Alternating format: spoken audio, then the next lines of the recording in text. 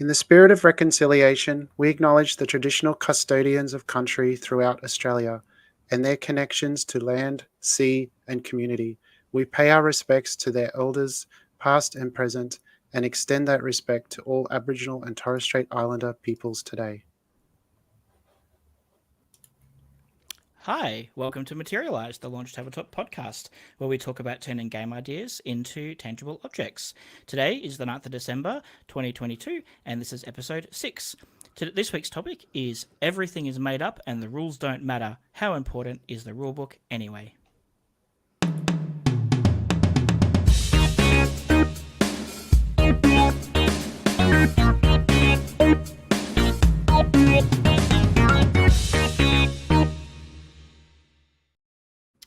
Hey, so I am your host, Eris, and with me is Alana. Hi, Alana. Hello. Hi, everyone. And good to be back. I was away last week. Yeah, you were away last week. Hey, we'll do the chat in a second. You're jumping the gun. You're not following the script. Gosh. Sorry. That's okay. Kate, welcome. Hello, how you going? Good.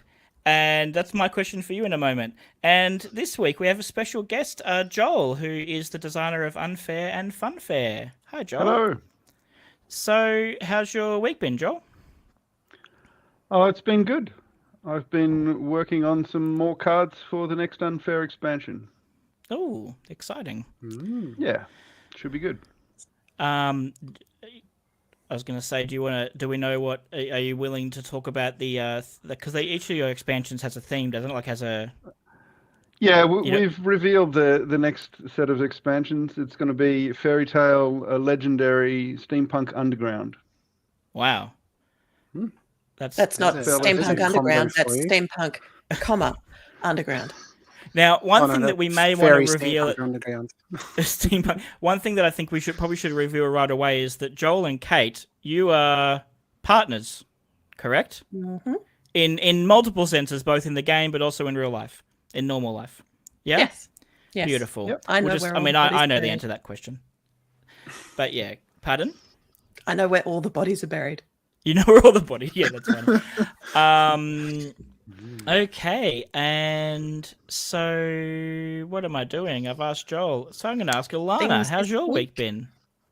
My week has been fine, thank you. Yeah, just plodding along with Launch Tabletop dev as usual. Nothing terribly exciting going on.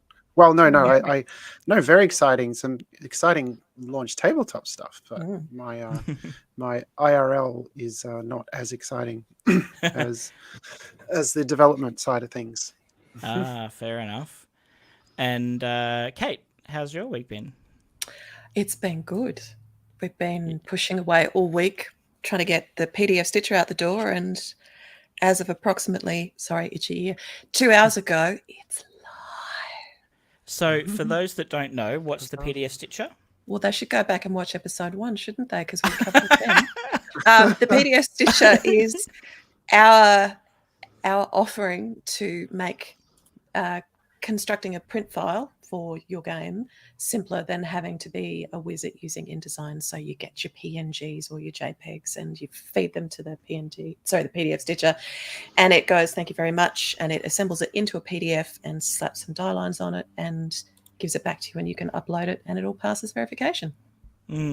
So rather than previously we requested that people upload PDF files that already had everything right, whereas this lets people upload images. Well, we still make them upload the PDF. The difference is now we make the PDF for them. But they Before they had to make their own. But now from a user point of view, they can choose if they want to upload images like JPEGs or PNGs, or if they want to upload a PDF file that they've made through a layout program or whatever. So, very cool. It's very exciting. It's been a lot of work. It's been a whole little team of people beavering away. Yeah, because probably only 2-3 months ago, it wasn't even really on our roadmap. It was there, but it was like a distant thing. And then we started talking about it in July when we launched the Rising Stars 22 competition, and we got lots of feedback going, we can't meet these requirements. And so we'd started talking about it behind the scenes, like we're going to have to give people better support for putting this stuff together. And I think Alana and I were talking about it a lot more when we went to PAX. I remember standing on a corner waiting for an Uber in the rain, and we were talking about how chunky a PNG could get for 1 pixel of space. And we were like, can we, calculate that stuff? And came back from PAX and it was head down, bum up. I think I proof of concepted it really early on before we were talking too heavily about the interface side of things. And I realized, you know what, this actually isn't that technically that difficult. The complexity comes from the user experience side, but the back end technology side of it is actually a lot more straightforward. So than I anticipated. So yeah, we proof of concepted it back in July or so. Yeah. And it's taken us that while to kind of iron all the kind of ins and outs of it. But but I mean, I think that's here we are. Me as an outsider non-developer, that seems like a really fast turnaround of going from a proof of concept or not even existing at all to launching something like in only a few months. That's I mean, especially considering I know that we do not have a giant team of staff. So it's a deceptively big piece of work from start to finish. Yeah. And there's been a lot of, can we do this? That doesn't work. How about we try this instead? No, that doesn't work. What about if we do this? Well, it's not quite right, but let's add this to it. And then we build it and we test it and go, no, we'll just have to, which is the way that it goes. A lot of it feels like pushing sand uphill sometimes. It's sort of making headway, but there's bits that don't quite make it and it's all a mess. And then you get to the top of the hill and hooray. And we reached the top of the hill this afternoon, which was nice. So we're there. Which brings me to this week's launch table tip. Yes, it's my job to do the segues, Kate. Come on. It's my one role as host is segues. I'm the segue. That's my thing. I was literally about to say that. I was about to say, well, this leads right into our table tip, which this week is Kate wrote this part of the script, so that's why she knows it well. It's learn to love your What is today's table tip, Kate? It's learn to love your raster images. So what's a raster image? I'm not talking about Bob Marley. It's not a PNG with dreadlocks. It's an image that is composed of pixels. The best known are PNGs and JPEGs. There are lots of them, but those are the two that we're going to focus on because those are the two that we allow for the Stitcher. So I have a little Photoshop file that I put together, which I'm going to share. And we might need to do a description in case we release this as an audio podcast later on. So Kate's just displayed an image showing the same graphic repeated, but in both PNG and JPEG and different levels of compression. Yeah. So starting from the top left and going around clockwise, I have a PNG, and PNG is what's called a lossless format. So if you compress it, you can't. It doesn't lose quality. Whereas JPEGs, we lose quality as we compress them. So I've got three levels of compression here. I've got 100, which is basically as good as it gets. I've got 70, and then I've got 50.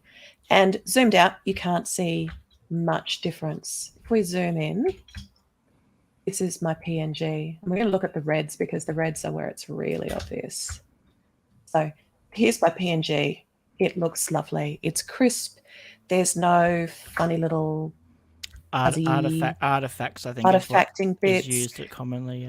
Yeah. If we look at, just go and find our little Meepley and Rocket friends. They look good. It's sharp. There's nothing fuzzy happening there. If we look at our little JPEG friend, it's not bad.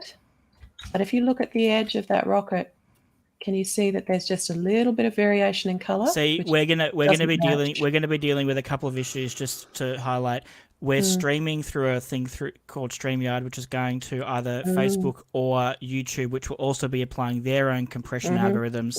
So it's possible that this whole thing is going to look terrible. It's going to look a little compressed, yeah. But it will look more terrible as I get to the next image. So maybe would you feel okay uploading to like our Facebook or something later on this graphic? People, or a download link to like where someone can download the high res version and compare it for themselves. Yeah.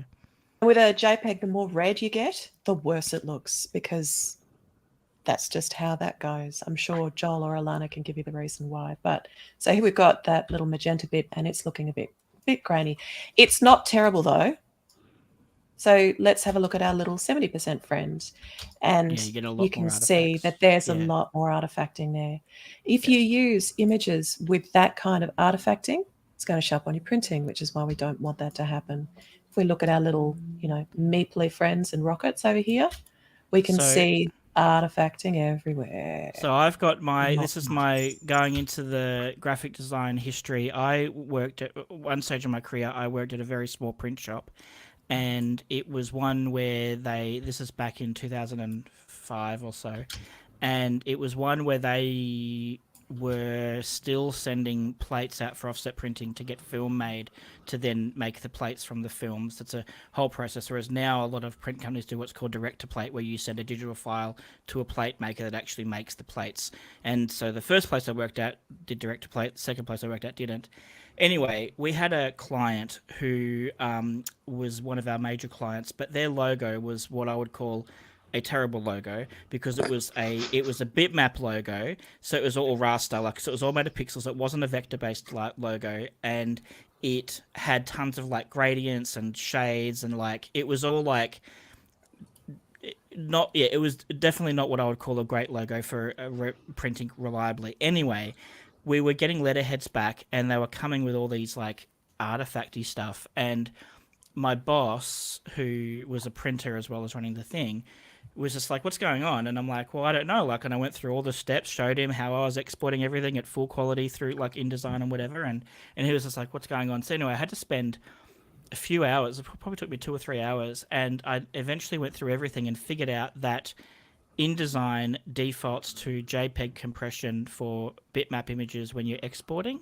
And it was, for this particular file, just randomly on this letterhead, adding in all these compression artifacts, even though it wasn't really that low. So I had to switch it to a lossless format, which at that time was a TIFF file. I think it's changed now in InDesign. But the point was that we went through a couple of rounds of getting film made for these plates and having these errors, and the film company, the people making the film, were saying, it's not our fault, you've given us a file that's got these problems, and we're like, no, we're giving you great files. And it was but it turned out it was our fault after all. And but the compression thing it can make a huge difference depending on what you're doing. But the other side is, though, sometimes it is a case of what do you call it, diminishing returns, or where it's not worth chasing perfection. Sometimes you just go, it's good enough. Sometimes, because the benefit, as I understand it from my experiences, the PNG files can sometimes be a lot bigger, the actual file size. So sometimes you're like, oh no, I'm willing to put up with a little bit of these issues from compression because I want a tiny file size. But in this case, we don't need to worry about, when you're printing, you want that quality. Yeah. And everybody who was on the internet 20 years ago recognizes these grainy patterns because everybody used to compress their images for the internet right down, because we didn't have fast internet speeds. Everybody was very limited. Learn to love your images. So just some terminology clarification there. When you say compression, it's not actually the compression that causes those artifacts. So it's the lossy nature of the algorithm. So the compression itself, PNGs are compressed, but it's lossless compression. So the compression, it's similar to zip archives, for instance. That's compression. You're compressing the files into a zip archive. You want those to come back out exactly how they were put in. And that's basically what PNGs are. So bitmaps, on the other hand, are uncompressed, lossless. There's zero compression going on, so it's very one-to-one. PNG is essentially a smaller version of a bitmap in terms of file size, but it's .bmp file, the bitmap. Yeah, BMP file. What does JPEGs bitmap on the other hand? Oh, bitmap. I just explained it. Sorry. No, that's okay.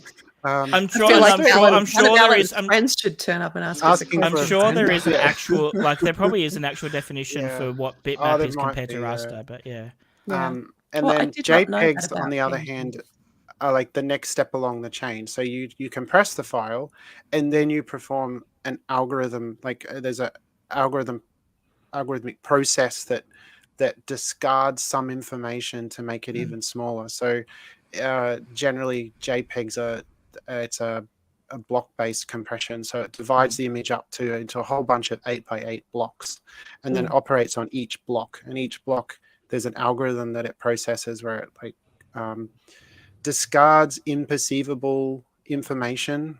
And so the more those levels at 100, 70, 50, so the more the lower that number, the lower the quality, basically. So it's discarding more information. It's making assumptions about more things. And so when it does all that and it encodes it and compresses it, when it comes back out, when it inflates it and decodes it, it's lost a little bit of information. So it might be worth noting, JPEG is Joint Photographic Expert Group. So the JPEG choices were made around photos, not flat colors or gradients. You and me on the same wavelength, Joel. I was just thinking the same thing.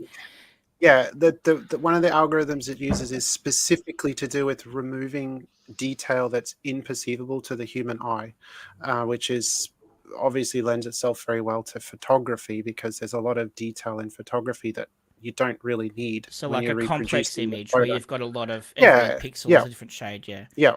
That's why flat colors in JPEGs look awful when they're highly, the quality level is set so low, and hence you get all those horrible little artifacting.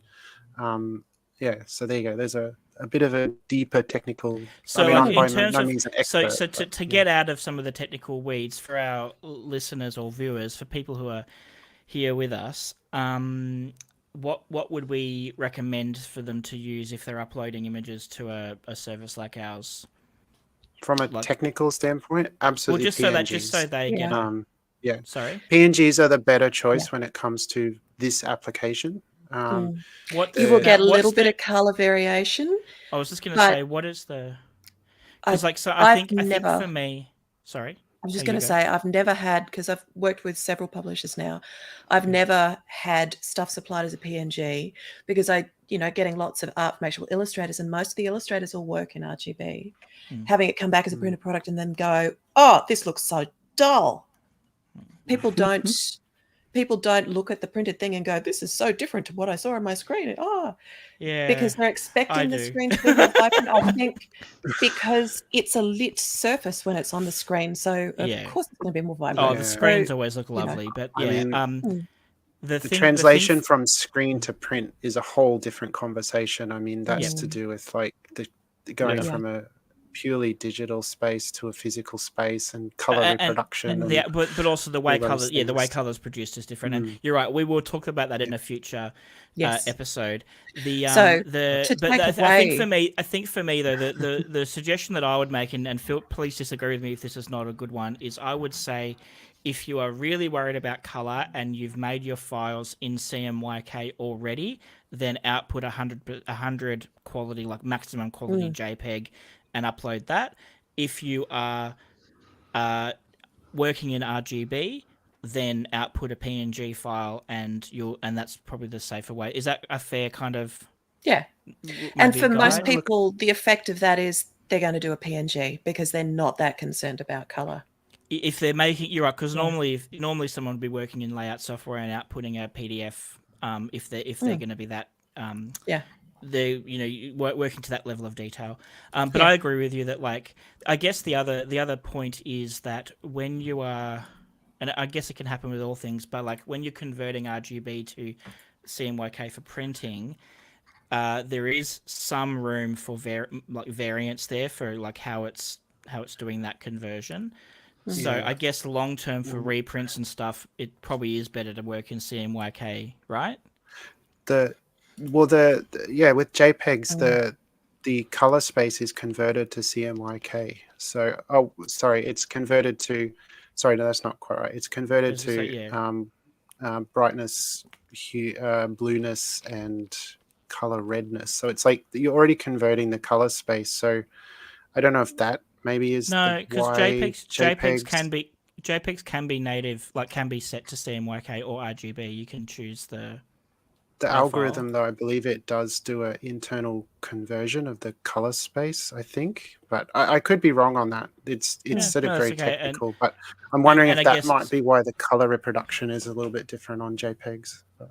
I thought it was that with a PNG you can't attach a profile, or maybe you can, but it's always an RGB profile. Whereas with a JPEG you can attach like, you know, Photograph 39 or whatever, you know, like one of those different profiles. Maybe you might be right. Yeah, this is getting beyond my level of. This is definitely super beyond. Like 99% of the time, more than 99% of the time, you probably don't need to worry about it. And I definitely know there are a lot of print on demand places that aren't board game places, like that I've used for like t-shirts, artworks, printing onto products, and they only accept PNGs. Like that's the only format that they request anyway. Like that's their main one. With our system, we mentioned that JPEGs and PNGs. Are there any other file formats that we accept? Not right now. Currently no. Yeah, there could be plans in future for TIFF, but honestly, like the advantage of JPEGs and PNGs is that the file sizes are very predictable. TIFFs start to get into a sort of a murkier realm. TIFF should get the better. TIFFs are kind of like the better JPEG. They're kind of that because they can be uncompressed or they can do a lossless compression. They might even be able to do a lossy, actually. I always just use lossless, though. I do the LZW, whatever it is, compression. But they can also work in both CMYK and RGB. So they're kind of like the fancy JPEG. But yeah. Yeah. I think it's to do with bit depth at that point. But one thing it might be worth mentioning. So. I think they're still 8-bit predominantly. But sorry, yeah. Sorry, Joel. TIFFs have 16 bits per channel. So you can do 16. One thing it might be worth mentioning is that PNG comes in an 8-bit format, which is kind of like a GIF, and that will turn your images to crap. PNG 24 is the lossless version. So if you get a choice, very good. Because PNGs are like PNGs are fancy GIFs in my mind. Because they can do that. Because they can do the limited color space, but then GIFs have the benefit that you can choose the colors. So like that's why GIFs for websites in the past have been great because you can pick your color palette and it will only use colors from those, you know, those specific colors for, you know, like your 8 colors, 16 colors, whatever it is that's in the image. Yeah. I think we're going from Launch Table Tip into Launch Table PhD here. So gosh. Maybe we could something that I happen to enjoy talking about. Stephen made a great point just then. Hey, Stephen. We could do transparencies with PNG as well. Does that matter for us when people are uploading to the system? Oh yeah, of course. Yeah, do we allow them? Because it has an alpha channel. Yes. No, but as in, how do we make use of that though? If I'm uploading a file to our we can't. system, but in the future, it may be something. We preserve transparency. So do we? Yes. So if someone gives us a PNG with transparency, we don't muck with that. It's still in the. It's still. So I guess the products that we currently print on there where that might make a difference would be like the mint tin. If I was printing onto a mint tin cover, does it automatically put a white underlay or would it preserve the transparency? I think that depends on the substrate. We're putting a white underlay under the entire thing. Yes. Because if you print directly onto that metal, you get the metal coming through the printing. So have to put I guess what I wasn't sure was because I know when you do like t-shirt prints and stuff, and they use PNGs, they will just put white where there are pixels, like where there are non-transparent pixels. Right. They'll put that underneath, and then and that's how you get the vibrant color on the t-shirt. I think at the moment we're putting white behind the entire area. Yeah, so functionally for the time being, the transparent background for people uploading doesn't make a difference, but it does make a difference when you're doing your layout and design because you can overlay. You can overlay it onto other things. Yeah. So that's definitely a huge benefit. Yeah. Yes. I really wish JPEGs offered transparency. That would have made my life so much easier over this last 20 years of doing design work. Yeah, but you don't make transparent photos. Photography doesn't require transparency. For that. Anyway, we should move on because we got important things to talk about. So before we jump into the full interview, we are going to have a quick word from our sponsor, which the same as all the previous weeks thus far has been us. And so can we roll the video? Okay. LaunchLab is our small batch print-on-demand service for tabletop games. Whether you want just 1 or 1,000, we have you covered. Select from our library of components to build your next game. We offer high-quality printing and components at a competitive price with fast production time, shipped to almost anywhere in the world. Go to launchtabletop.com to sign up for a free account and start prototyping now. Use the coupon code Materialise, that's MATERIALISE, at checkout to get 20% discount off your next order before shipping. All right. So, yeah, if you're interested in using our system, then go check it out. And then if you make an order, you can use the Materialise code and get a discount. Yeah, you can use the Stitcher and then talk to us about PNGs. Yeah, yes, exactly. Exactly. Just waiting for Eris to do an audible. Sorry, Stephen's just commented and it's just said just waiting for Eris to do an audible. Yep. Thanks for that, Stephen. You see, Alan made a similar comment last week saying that he enjoyed the voiceover. So yeah, there you go. That's the ASMR something. What was it? Yeah. ASMRing like components or something in a. Oh, was it writing in the notebook or something? Yeah, there was that, but he also mentioned after the video, it's like, oh, I want that person to, read me to sleep or something like that, because he found that. Anyway, so thank you for the compliments on my voiceovering. Okay, so today we have Joel with us, and we're talking about our main theme is like everything's made up and the rules don't matter, or how important is the rule book anyway. So today we just wanted to really, I guess, talk about what can we do as game makers to make our rule books more accessible, easier for players to use, all those kinds of things. And, are there any other things that are tips or tricks that each of us has kind of come across, or things that we've seen other people do that we think are really good ideas? So, Joel, I'll start straight up with a question. When you're making a rule book, what's your approach? Okay, so normally I will start by trying to identify what the nouns in the game are, the objects that you're using to play the game, and that will usually be things like cards and tokens and whatnot, and what names they have.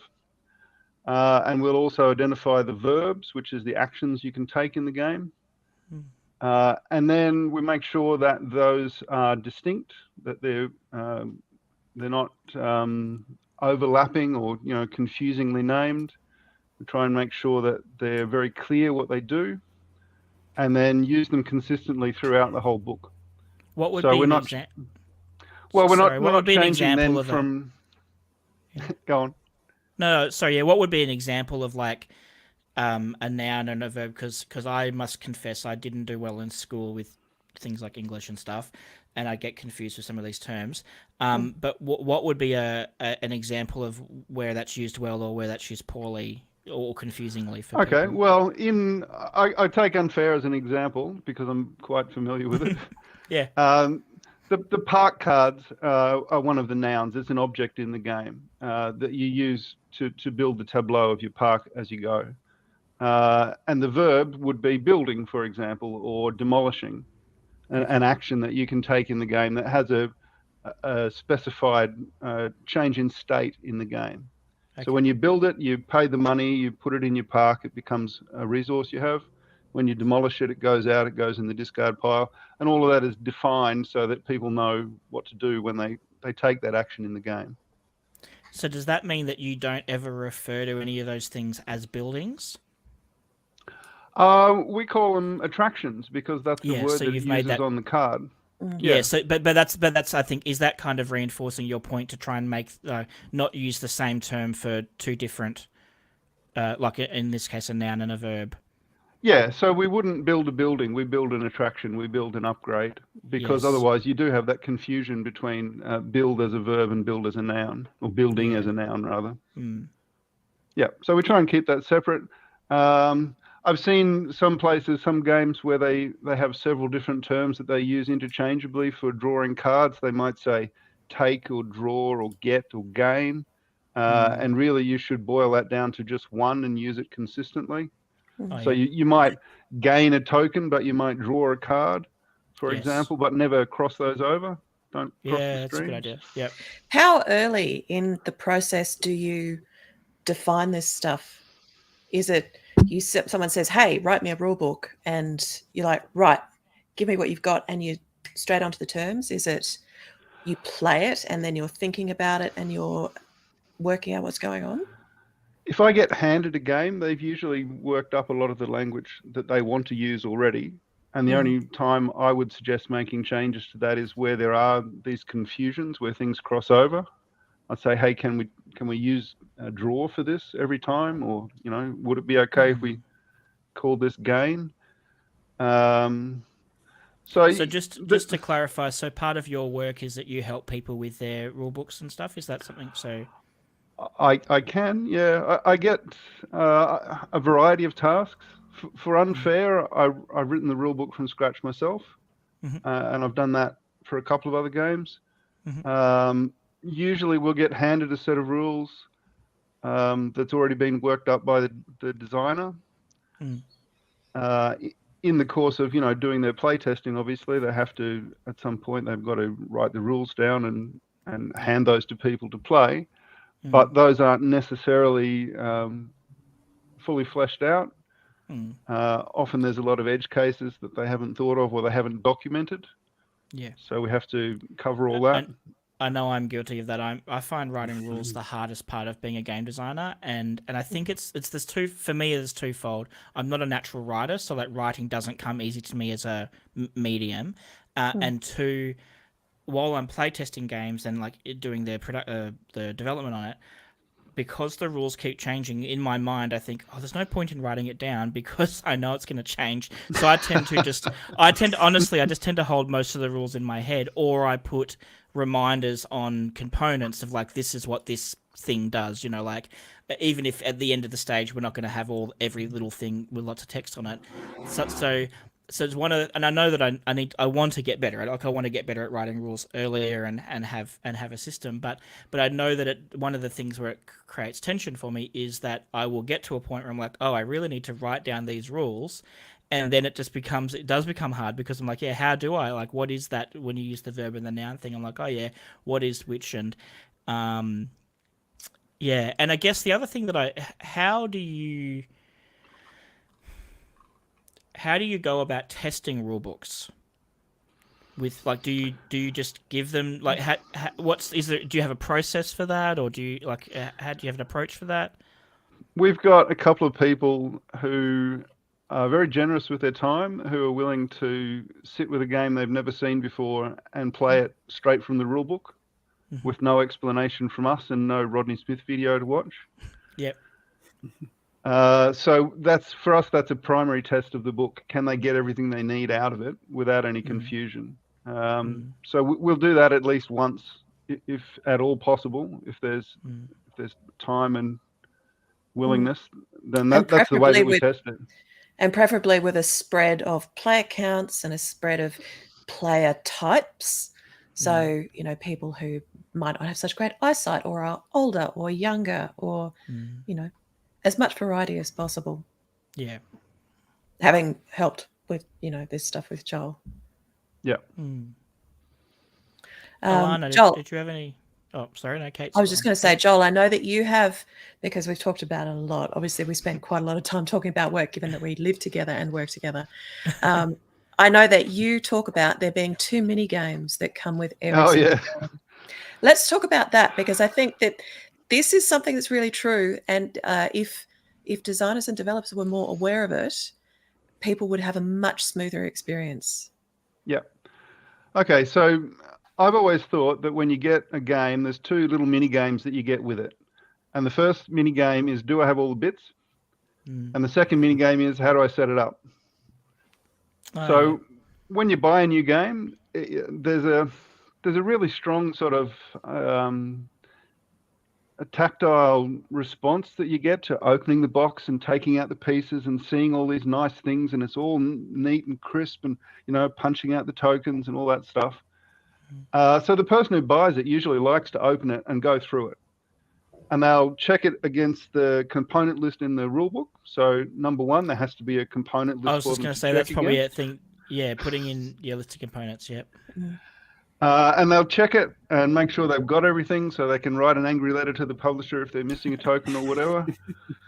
But just before you continue on that, I've had that happen. I got Takenoko, 10, 15 years ago, whenever it came out, and we opened it up, and there's punch boards in there, with the tiles and things, and we're doing it, and we're like, we're missing some tiles. And what we found out was that what they'd accidentally done was they'd given us a duplicate of one of the punch boards instead of like a unique one.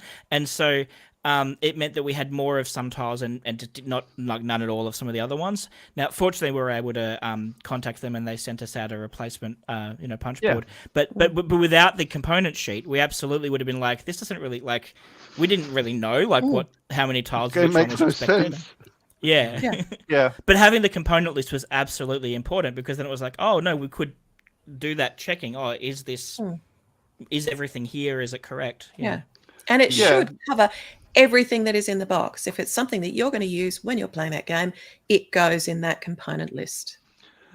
Yeah, I think the component list needs to be complete. Ideally, it should be either illustrated so that you can find the thing and see it in the list, or if the item itself is self-documenting. Like if you pick up a card, as in the case of Unfair, for example, and it says park on the back of it, it's pretty clear that's a park card. So we don't always show a picture of everything when it has a label straight on the item. But for things that don't have a label, where it's a token, for example, they have no idea what it is, we try and put a picture beside the label so they can identify it and be confident that they've got everything. But you would, even with the park card example, you'd probably would say something like, 25 park cards or whatever it is, like something. Yeah. And then maybe so just have they can count them and make sure card. they've got them. Yeah. Yeah.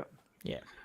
But there's two things that's happening there. One is that they get to satisfy themselves that they've got everything, which sets up a positive experience. They've ticked one box about the game, so that they go into the next step feeling happy and confident that it's going to be a smooth experience for them. But the other thing you can do while they're checking through that is that person starts to learn the language of the game. Ahead of even reading the rules or any of that sort of stuff, they start to learn what the pieces look like, what the names are, what to expect when they get to reading the rest. And that just helps to make it easier and smoother for them to understand it later. Yeah. Because they've already done, sort of stealth teaching, but they've done a little bit of work to learn the game already just by going through the pieces. Yeah. And one thing that we've started to do with Unfair is to include extras of some tokens. We tell them that the correct number is 15 because that is the correct number, but we give them 16. Okay. So that if they do have that experience of missing one, at least as much as we can, we cover giving them the replacement already, and they don't have to wait. There's no messing around. They've got the right number ready to go. So with Unfair, do you ship punch boards, or are they pre-punched tokens in the... Everything up until the most recent one has been pre-punched, and a part of that was saving weight for sending Kickstarter copies. The most recent one, because the shipping costs jumped up quite a bit between this one and the last one, we actually moved to a more compact box. It's half the height. Instead of this high, it's this high. Oh wow! And for that reason, we had to do boards, so it's not pre-punched. Oh, so the smaller box. Sorry, that plays with my brain. I would have assumed you need a bigger box for the punch boards. But no, because it's flat and it's thin. It's a sheet of cardboard. Whereas if you pre-punch, everything goes in a bag and it's chunky and it's bulbous. So does that? I'm assuming though that once it's punched, it still is a fairly compact size for like when the player has punched it, it all fits in nicely anyway. Though still. Oh yeah, it all fits. But when you pre-punch it, it comes out in a heap, and if you scoop that up, then it's going to be, a little bit taller or whatever. So the person at home can flatten it out a little bit to get it in the box, but we don't want people doing that on the production line as they put the boxes together. So that's a good point. Yeah. So that's minigame 1. What's minigame 2? Minigame 2 is, how do I set this thing up?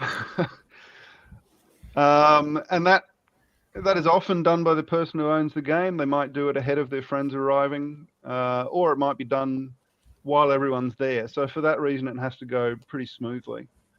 One of the things I think you have to do is number all the steps, so that people can know where they're up to. As they, move between the components and back to the rule book, they don't lose their place. They don't have to, work it back and forth to find where they're up to.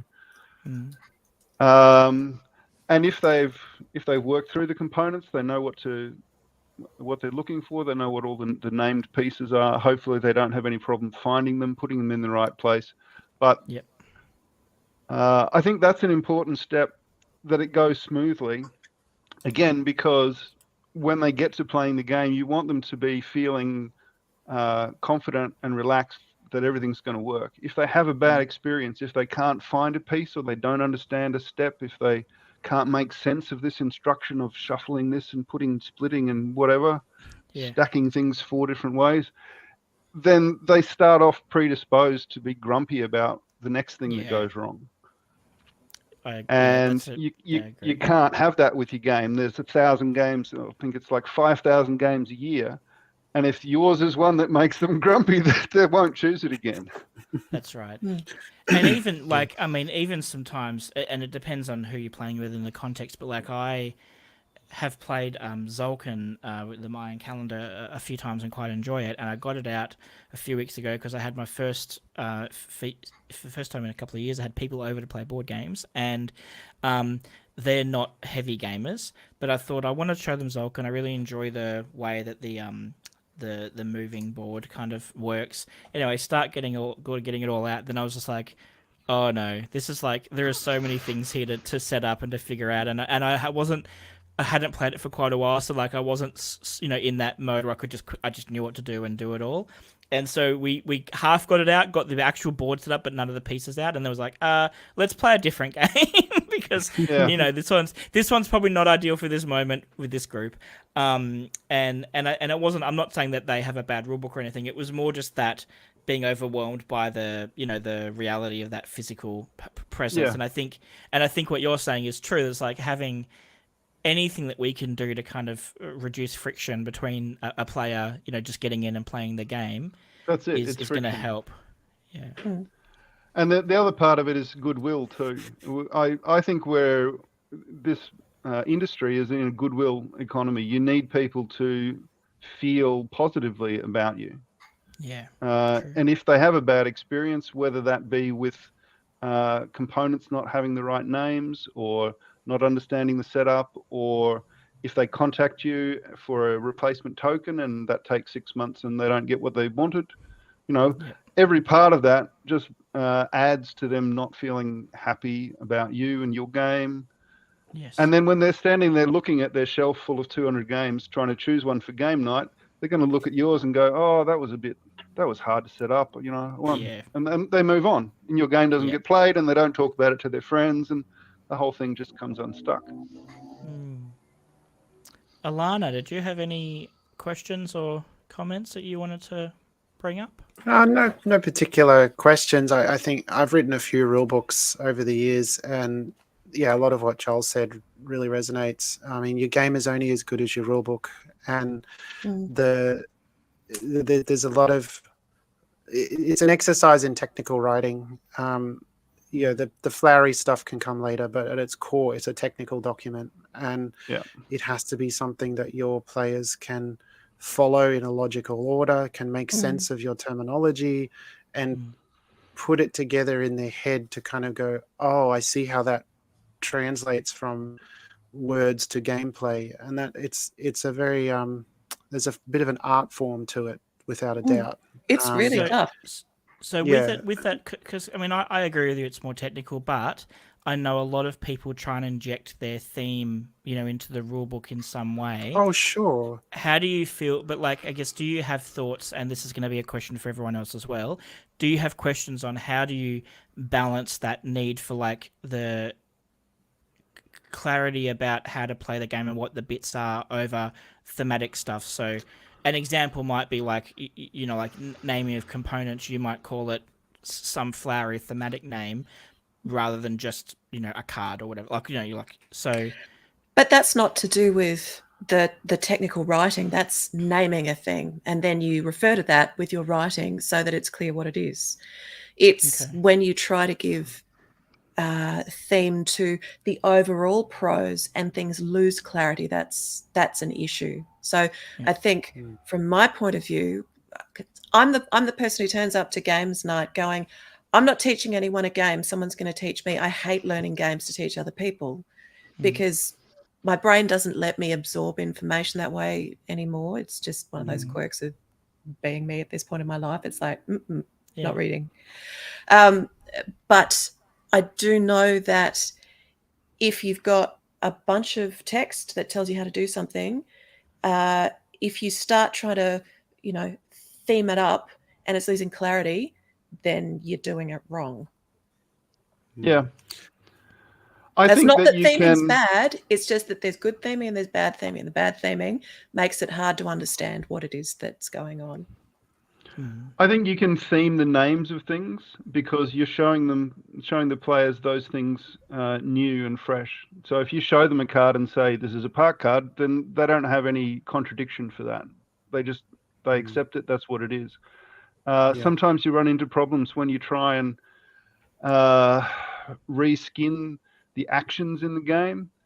And one example I can think of is Netrunner, where they gave thematic names to everyday things like the hand. They called it the grip. Yeah. And they've got a bunch of things like that. The heap is the discard pile and that sort of thing. And until you wrap your head around those terms, the rules make no sense. They're like, take two upgrades from the grip. And I'm like, what's going on? Oh, I had a real hard time with that the first couple of times just because I couldn't keep the terminology in my head. Yeah, and I think that's probably what's been on my mind because I've got a game that I'm working on now which the points I'm calling blessings, as in you're getting blessings from these different gods, and part of me is wrestling with can't I just call them points? Isn't that good enough? And I don't know where I'm going to land on it, and I'll be obviously working with some other people before I bring it to market. I think with something like that, you could make a case for the gods are giving you blessings, and at the end of the game, each blessing is worth X number of points. Yeah. Okay. So it lets the carry. About establishing. Yeah, you're establishing your game's vocabulary. Think of it like it's a dictionary essentially for your game. So every bit of terminology that you introduce has to be meaningful. And if you're just giving things names for the sake of it, or in a non-intuitive way, like Joel mentioned about grips versus hands, for no real purpose other than just because it's different. There's definitely a threshold you can cross where it just starts to get confusing. It doesn't add anything to the game. I think I've started to enjoy, and this is totally a personal preference, and I know other people will disagree, but when I play games, I tend to abstract them in my head. So I'll go, oh yeah, you're calling it blessings, but it's really points, and I'll just think of it as points from now on. Or I tend to kind of abstract it because for me that helps me understand what's going on. So that means that sometimes I've enjoyed games which these days they might have an opening paragraph in the rulebook that says, "Oh, you're all blah blah's doing blah blah in this blah blah world," and it's they give you the flowery thematic stuff in just a paragraph, but then the rest of it is just straight, okay, deal cards out, this is how you play them, this is where they go on the board or on the tableau, and they use more standard terms, for those things. And that's where I'm probably personally leaning these days. But I know some other people really love, when I was playtesting, like I said, this game that's now got the Greek god theme. Before it had that theme, one of the playtesters was and it's a very, very light game. So for me, it could be a totally abstract game and it would be fine.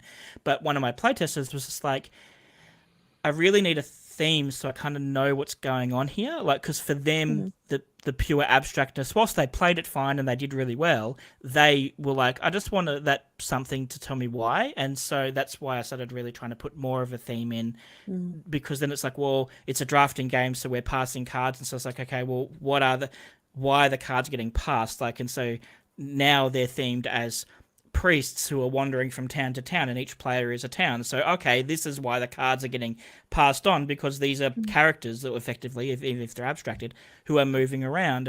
And whilst for me, it's like, okay, I probably don't need that level of theme integration. For some people, it absolutely makes the game a better experience for them, because they're like, okay, cool, like I have a better handle on what's happening. But it is an ongoing tension for me, is like figuring out, where do you, how much theme integration do you put in, or how much you just use standard game, terminology. I think for me the rules, the expression of the rules is absolutely vital. The rules are the game. Without that, all the nice pieces in the box aren't worth anything. So I don't think that anything should get in the way of expressing the rules clearly. But that's not to say that you can't also have theming as a part of it. You can have those paragraphs of text as long as they don't get in the way of explaining the actual activities that you do. Yeah. You can name things, and you've got theme integration, like you mentioned before. You call the park cards, like you've got different elements that are themed around, like connected to the theme of the overall game. So, yeah. But we don't deny that the cards are cards, or that the tokens are tokens. We add a word that gives the theming, but we still refer to the things as the items that they are. So one thing I want to, and you touched on this earlier, I have some thoughts around the balance between the writing of the rulebook, the graphic design of the rulebook, and illustrations used in the rulebook. Do you have any? And I guess I might go with Alana first, and then we'll go around. Alana, do you feel like one is more important than the other? Like, are the written rules kind of are more important than any kind of diagrams or illustrations and graphic design? And by graphic design, I mean, like, not only is how it laid out, but things like, do you capitalize or color keywords differently, or do you do different things to help people, remember elements? Or do you feel it's a bit more even, or like, I don't know, Look, I mean, it's a mix of all three, right? So, like, your graphic design is incredibly important, but it's worthless if your words aren't very well constructed either. So it's a push and pull between all three, and using your illustrations from your game as a part of your rules is a good way to give context to your rules as well. So there's kind of all three kind of intermingle. The above all, like, the entry point to your game is your rule book, and that starts with words. So the words are utterly important. Foundation. Everything. Do you think so? I'm processing this in real time. Do you feel I probably feel like when I look at a rule book, I look at the diagrams first. Like, I'll look at that table, like, the setup diagram, and that's actually what I will focus on, and then I'll jump to what Josh said before about the numbered things. Like, I'll go, oh, what's number one? Okay, number one is this, but maybe I'm just biased because I'm a visually based person. Like, I don't disagree. What I'm saying though is that the words bring the clarity to what it is that you're doing. Like, you can't just show an image. Like, you only get so far by just showing an image, and if you just showed an image, it's not an IKEA guide. Yeah, like, you might show an image of the game table and how it's set up, right? And that will get you so far. You go, okay, I can paint by numbers here. I can go, oh, I see this card goes here and this board goes here. But at some point you have to introduce words to tell people what the heck they're doing. Like, and so that's when the words are so important, because that tells you what the heck you're doing. But illustrations, the adage of the saying of, picture says 1,000 words is also very true too. Like, those pictures are shortcuts to many, many words. And so it's a push-pull between all three of those. And the graphic design is what can give the kind of the what would you call it? Like the emphasis that you need in certain places, or it can be the thing that streamlines the viewing or the reading of the rulebook to make it sort of, it greases the wheels, so to speak. I think all three of those things sort of need to come together. I think diagrams are good as a way to avoid getting too wordy about stuff. But it can sort of cut both ways as well, because if you're using too many diagrams, then it become more vague. Like, so there definitely is. It's a very fine balance. How do you, Joel? How do you approach like integrating diagrams and like words and all that? Like, is there kind of a method that you apply when you're working it out? I usually get all the text right as much as I can. Sometimes there's limits on the number of pages that we have available. So the words have to come first because we have to have that no matter what. Diagrams and illustrations are important. There's lots of people like yourself who start with the pictures or use them as anchors. So they have to be there. How many and how big they are sort of comes down to some practical limitations sometimes. And then the wrapping of the whole thing to make it attractive is, I think you can have a successful rulebook in a Word document in black and white with the diagrams that are necessary to lay it out. I don't think it would be very commercially successful, but people could play the game at least. Hey, from memory, just has a black and white printed sheet of rules on it. No diagrams there. It's a very successful game. Yeah. So one thing that I'm going to say I asked you, but I don't know if I actually asked you. Somebody asked us all to bring along was maybe an example of a rulebook that does something well or an element that we really like. I might just kick it off with one of my favorite games of all time, which is Broom Service. Now, overall, I'm not saying this is like the world's best rulebook. I feel like it is dated in some ways. It doesn't really have a lot of diagrams. But one thing that I really like about it is you can see how there's these cream-coloured sections. And basically what they are a summary. It's really hard for me because if I got this up, I can't see the camera, but then it's so confusing and I can't, and look, it's covering my face up. But basically these cream sections are simplified reminders of what's in the coloured section. So if you've already read, like you already know the basic game, this is just a little reminder or a simplified version of the rules. So as an example, here, this is a whole section talking about delivering potions, and it goes into detail about all the rules to do with that. But then on the right-hand side, it just says, potion delivering, witches, move the pawn to adjust it, blah, blah. Like, it's just like dot points, really basic summary of that. And I think for me, I don't really know of other rule books that do that. Maybe I haven't paid enough attention.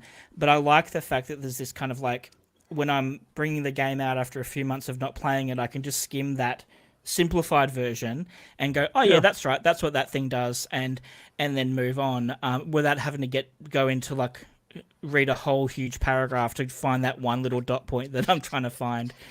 So that's something that I found useful anyways, having some kind of summary if you've got the space. I mean, they've got a huge rule book, so they've got the space for it, but yeah. One thing gamers do is they scan. So there's the kind of the initial read through of the rulebook that most gamers are going to do, where they try and absorb everything, but you're not going to remember all that stuff. So when it comes time to actually play the game, you're like, oh wait, what does that thing mean again? The first thing you're going to do is pick up the rulebook and scan. You're not going to reread the whole thing. So you want those like salient pieces of information to kind of leap out, and that kind of approach that you pointed out, Eris, is one way to do that, where you draw out those really important key bits of information, and you make it easy to kind of scan for and find. So headings are important for that reason. Having a structure that breaks the document down. And something that we've used quite successfully is mini headings, where we just start talking about a subject and we bold like the first 4 or 5 words, just to show people that there's a point that starts here, and that they can scan down, find the headings, and see if that's suitable. Yep. Yeah. Yeah, exactly. I'm gonna make Kate full screen. And pictures. Kate, do you want to hold that up again? Sure. So this is the glossary from Unfair. Whoop, over here. So each entry, it's bolded just so it pops out. So if you're looking for, where's, card type, boop, it's really hard to point backwards. There it is. Yeah, and glossaries are an approach to solve that issue of scanning for information, definitely. If you've got the space in your rulebook. Yeah, and it's a complex game. Yeah. Lots of terms hang on, what does that mean? Glossary. Glossaries are great. Yeah. The other thing that I've seen a few games do, and I know that Lords of Waterdeep, I think, was the first one that for me stood out as doing it, but many games have done it since, is they reserve the back page of the rulebook for a kind of like, okay, here's the main. If you're coming back to the game after months of not playing it, here's just the basic quick setup. How many tokens does someone get at the start? Who goes first? Like, and it just kind of has those bullet points of. And I think that could be another handy thing. I guess related to this is we're talking about rule books, but how do you put everything in the rule book, or do you put some stuff in, like, because I know some games will have like a player aid card or something like that, or like something, and sometimes it might have information on that's not actually in the rule book. Like, you don't ever no. If it's something that people need to refer to, it should be in the rule book. It is a rule. Giving them a cut-down version for them to refer to while they're playing, that's great. I think that's fantastic. You don't want to be handing, especially if it's a gigantic one like this, which I pulled down for innovative stuff. That's gigantic. Handing that around the table when somebody goes, hang on, what's the next thing I can do? Yeah. Across, that's pen and bump. Giving them, a tarot-sized card, or if it's quite detailed, or just a poker card that says, here are the things that you can do. Yeah. Should definitely be in the rule book, though. So this was one example. My example that I picked out was Sorcerer City. Okay. And what you're talking about there is what they did on the back page. There's a round overview for the game. So if you're not sure where you're up to on step 4, then here it is. Yep. Yep. Yeah. Okay. So we need to finish up soon. Yeah, we do. Yeah, I was just going to say, I just want to quickly say things that I like in rulebooks. I like it when people have fun with them. Like, the rulebook should do its job. It should teach people how to play the game. But you can theme things up and have fun while you're doing it. So, and be innovative. So, for example, in Unfair, at the bottom of this page, it says, for hours of amusement, go to this page. It says, sorry, just bang the microphone, go to page 9. So you turn to page 9 and it says, nothing to do, turn to page 19. And you go to page 10 and it says, there's a little friend again, go to page 9, and back and forth. And it's ridiculous, but it just adds a little bit of the flavour of the game to it. Something else that was innovative that I wanted to highlight, because this was an idea that I had. Often you'll get in a game, someone will say, here's an example of how you do something that people have to do in the game. And they're often very dry, and it's first you do this, and then you do that, and then you do this other thing, and this thing goes there, and you get to the end of it and you go, Alice draws 2 cards and plays the first one for 7 points. So in Tidal Blades, because we had so much art, we did mini graphic novel presentation because we had all of this stuff. Wow. So I'm going to put you full screen again. You could see the area. Sorry, I'm pointing at the wrong side. You could see the area that they were going to. So we talked about it and we showed it. And then we're talking about the character and what they did in the different places. And then we had this thing happen down here. So we showed that little piece of board and we showed the boat moving, pointing in the wrong direction. And then the outcome was this. It made it easy for people to understand what they were doing. They could see the things. We got to use some of the assets in the game more than they would otherwise have been used. And I got feedback from people going, that was really good. I think if you've got the art available, doing something like that can make people's ability to pick up a concept of what they're doing in all these different places.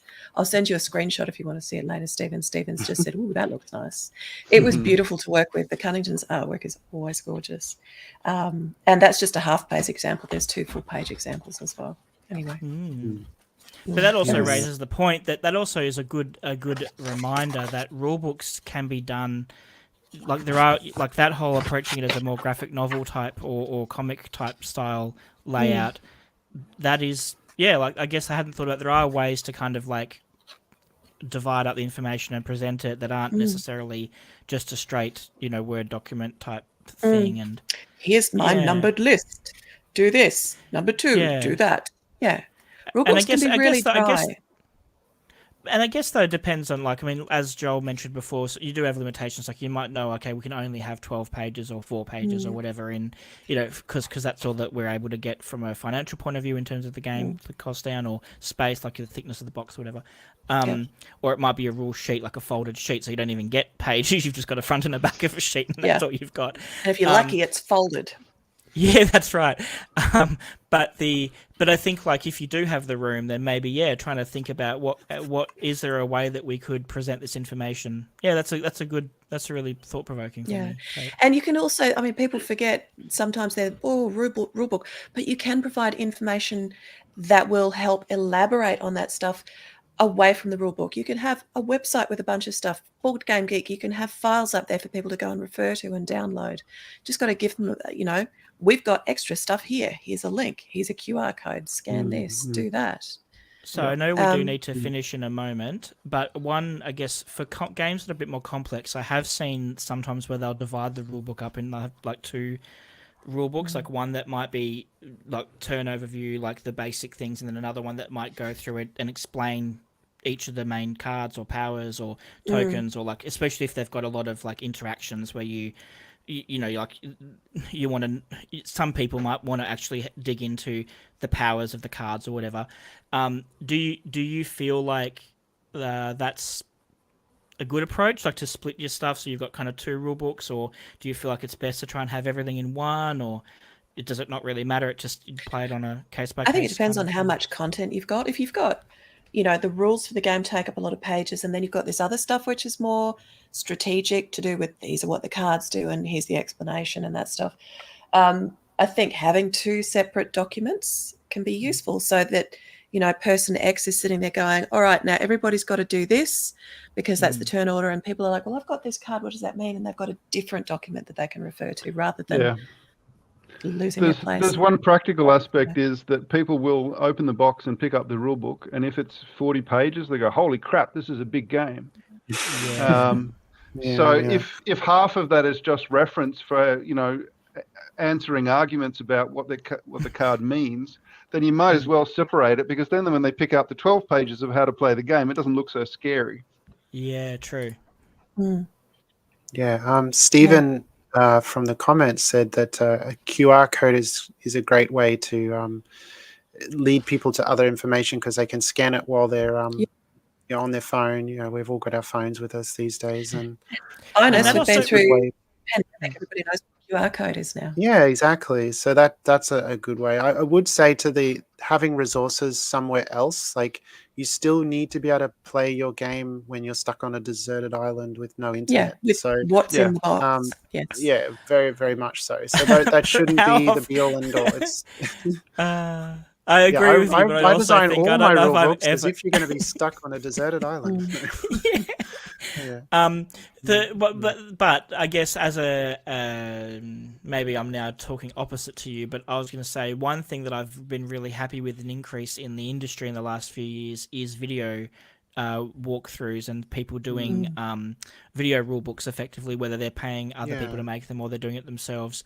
And that's where I think that QR code or whatever can be helpful, because I know for me sometimes I would rather watch a 20-minute video showing me how to set it up and the basic turn order, because that might be better for me than reading the rule book straight, multimedia approach. But I mean, who doesn't want to watch Rodney Smith explain it to you?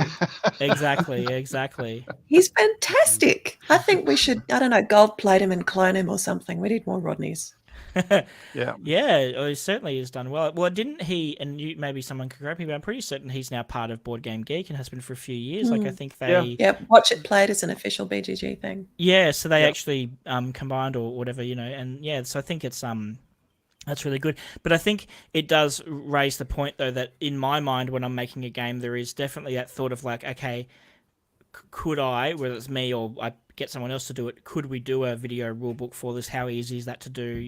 And thinking of that as part of, even if I'm not scripting it or whatever, but like having it in my brain that like, okay, making a video version and having that where I could put a QR code into the printed version to take people to my website or to a Board Game Geek link or wherever it is I'm hosting that, that video.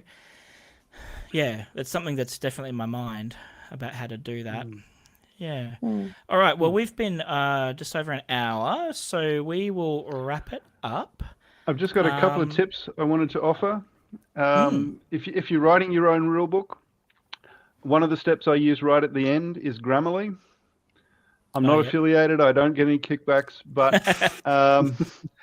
it constantly complains that it wants me to keep using a variety of words, so I just ignore it. But what it is really good at is as a sort of a backstop catcher, just for places where I might have inadvertently used the passive voice and didn't mean to, or it just catches a number of small sort of not necessarily errors, but just things that can be improved. And the very last thing to do before you save the file out and send it off to print is run the spell checker. Because even if ask us how we know that. Even if you think the spelling's perfect, all you have to do is be in the wrong box and start typing, and you've just messed it up. So just run the spell checker. That's a good way to catch the final little mistakes. And I guess the other typical editing tips would be get someone else to read it, possibly even 2 or 3 other people to read it. Things like that. But the Grammarly thing, I signed up to Grammarly about probably 3 or 4 months ago, and it's like I even ended up I did the free one for a while, and then I've actually signed up to the paid version because I have found it such a useful, just everyday kind of like it helps me write better and pick up mistakes. And so I definitely think that it's worth checking out tools like that. And I know there's other competitors, there's other ones as well, but doesn't have to be Grammarly. In that something that helps you in that regard. Okay, well. So thank you, Joel and Kate and Alana. Thank you very much for all of your thoughts and time. What's happening next week? Yeah, good question. Okay, so next week is a bit up in the air because Alana and Kate, I believe you're both away. And so I think it will be definitely me, barring something unforeseen, and potentially Alan. And I believe we might be just doing a bit of a catch up about Launch Tabletop, and I haven't had a talk with Alan directly about him and his role in Launch Tabletop, so we might have a bit of a talk about that. The week after which is the 23rd of December, so that's the 16th of December, 23rd of December. I need to confirm it, but I have tentatively, and this is tentative, so please don't hold me to it, booked in Shannon Kelly. Cool. And I might be just doing a one-on-one chat with Shannon because obviously it's a couple of days before Christmas, so I don't expect anybody else to be around. But we've had a couple of messages and he was keen, so I just got to confirm that that's all going to go ahead. So that should be the next foreseeable thing. I'm thinking we may end up taking a break just before New Year's, that Friday just before New Year's.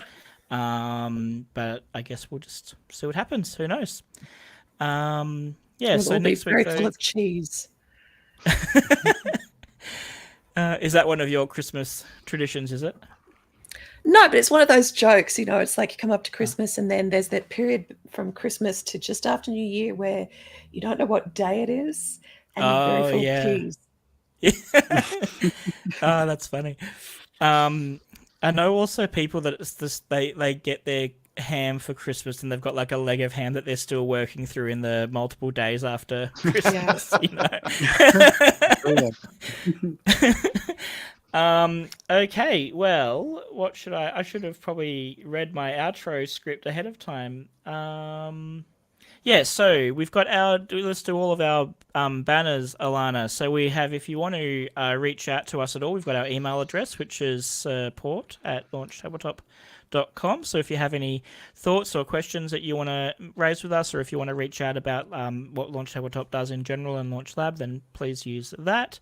We also encourage you to join our Discord, which is the short URL is ltt.ltd/s/discord. And yeah, we'd love to see you in there and talking about game design or game production or any other questions, or if you have got any feedback on our system and on the Stitcher now that we're launching that. So if you use the Stitcher and you find that you've got some questions or comments, then we would obviously like to hear that. Video will be going up this afternoon about that. Okay, wonderful. On our YouTube channel, or where is it? Where's it going to go up? Probably up on or Facebook on or YouTube. I don't know. Hadn't got that far. But the video is somewhere. Wherever we put videos, yeah. No worries.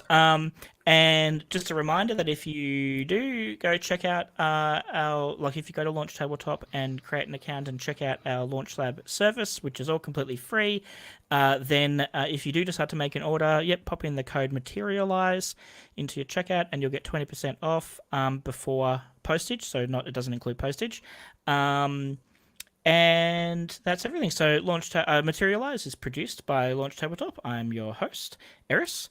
And visit launchtabletop.com if you do want to look into us anymore. And thank you, everyone. So we're going to play our little outro video, which has the Discord QR code and link. And then after that, Joel, if you can hang around, and we've got our world-famous Materialise questionnaire, which we'll do with you. Sure. So thank you very much. Bye. Thank you.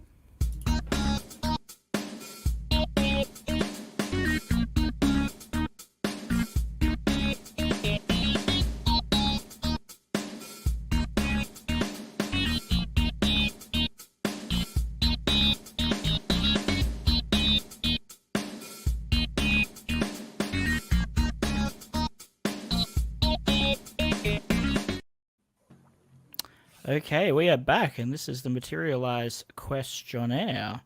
So, Joel, Alana, you've got all the. Should I be worried? Should you be worried? Yep, these are obviously very important probing questions. So just keep that in mind. Take it seriously. So the first question, Joel, is: are you more of a heart, a diamond, a club, or a spade? I would be inclined to call a spade, I think. That's fair enough. Which is funny because he's very quiet generally. But does that mean that when he does talk, it's to the point and he can be very no nonsense, direct, yeah. But he's maybe not quite as blunt an instrument as I can be. That's why I'm not a club. Oh. Yeah, you're a club, right?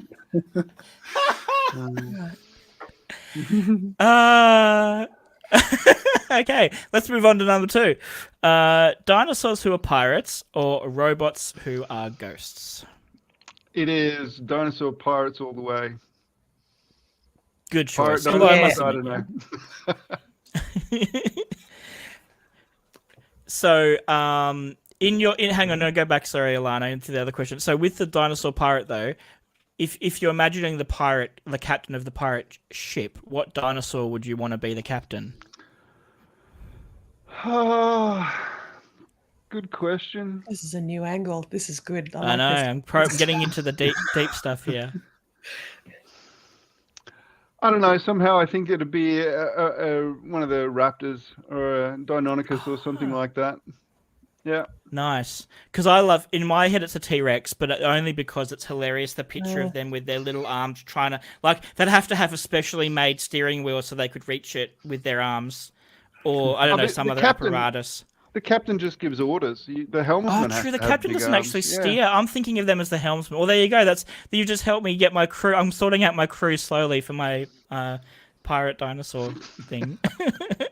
All right. Question 3. Favorite snack or drink when playing a tabletop game? Oh, you got to be careful because people get a bit thingy about food and their stuff. I like a good bullet, actually. A licorice bullet. Oh, like the chocolate coated. Preferably dark. Yeah. Nice. Yeah, I forgot. I haven't had them for years. Nice. Do you ever have the ones with the raspberry licorice or the red licorice in the middle? And the white chocolate coating. And the white those chocolate, are quite nice. Yeah. Yep, I also, as an aside, Joel, I do remember seeing you post on a social media recently a review of what was it the review? Furfenus, which are what biscuits. So they're German gingerbread drops, gingerbread cookies. Yeah, and you reviewed what 6 or 7 of them or something? Six different brands, yeah. Joel has feelings about Pfeffernuss and so what would you recommend? What would you recommend someone get if they're gonna get a Pfeffernuss? Look, any Pfeffernuss is better than no Pfeffernuss. But when I looked at the commercial brands, the ones from David Jones were the best ones in my opinion. Most expensive. Yeah, they were. They were like 3 times as expensive as the rest, but they were the best. They were the ones good. from Coles are great. The ones from Woolies are great. Yeah. Have a Pfeffernuss. They're awesome. The greengrocer outside Coles, they were pretty close to being as good as the DJ's ones for about half the price. Yeah. So they're more of a kind of continental deli meets greengrocer sort of a place. Yeah. So you can buy your panettone there, and you can also get your Pfeffernussen. There you go. Hot tips. Is Pfeffernuss good to eat while playing a game? Do you reckon? Not really. No, not really. Is it crumbly? Oh, it's just sugar. Okay, crumbs and bits everywhere. But if you're really desperate, they're small enough that you could the whole thing. Just put the whole thing in your just pretty much good for conversation for a couple of minutes. That's not really savouring the treat, though, is it? No. That's brilliant. Yep, cards or dice? Cards. You can't fit much flavour text on dice. Well, I mean, I have seen some people make novelty huge dice, like... Yeah. That's not going to fit in Alana's bag for her emergency. No, it's not. That's funny. And actually, with the cards and dice, sorry, I'm going to do a follow-up question. This is my day of follow-up questions. Do you have a preferred card size, like bridge, poker, tarot, that you find is your kind of favourite? I think it depends on the purpose. Sometimes tarot cards are great. Sometimes they're too big. Depends on how many you've got to hold and what they're used for, what you have to read off them. Poker's probably a good intermediate, but I wouldn't. So what I'm hearing is you don't really care as long as it's cards. If it works, it needs to work for the game. Mini Euro, that's your favourite, right? The tiny ones. Those are perfectly fine when you're playing the right game. See, I'm totally biased. I think poker cards, like the poker size cards, is almost perfect. I love it. I just genuinely love that size to hold, and I get that it doesn't fit everything on, and it can be too big. It's probably the most widely appropriate card, I think, in terms of size. It's not too big to hold a few of them in your hand, but not so small that you feel like you're constantly worrying about dropping things. Yeah. But it's not always the best choice. If you've got something with lots of information, it's going to be very small in a poker card. If nothing else, that size has had thousands of years of play testing. So true. And also, and to your point, I mean, getting the right card for the purpose is important because that matters obviously more than anything else, is making sure that players are happy with it. The other things cost. Sometimes you just want to use a smaller size or a different size because you need to save some money. Yeah. All right. Like sorry. So number 5. Yeah. What fictional character would you invite to a game night? This is a good question. I think I'd probably invite Mr. Darcy to distract Kate so I win. Is it the Colin Firth Mr. Darcy? Of course. Is there any other? There are, and they're all subpar. I don't think I've seen any Pride and Prejudice ever. And I want to, in the sense that a lot of people recommend it and say it is really good. The BBC series is where it's at. Yeah. That's the one where he fell into the lake or whatever, though, isn't it? He goes for a swim. If you want ridiculous, watch Pride and Prejudice And zombies. And zombies, yeah. I've heard of it, but I haven't. Yeah. Did they make a show? I knew about the books. I didn't realize they made a show of it or a movie or whatever. Yeah, there's a movie. Yeah, there's a movie of the Pride and Prejudice and zombies. It's good fun. There you go. It's ridiculous. There you go. I only knew about the books. Yeah, that's funny. Yeah, it's good. Well, thank you, Joel and Kate and Alana again, and thank you everyone for watching with us and following along. And we'll see you in the future. Thank you. Bye. See you Bye. later.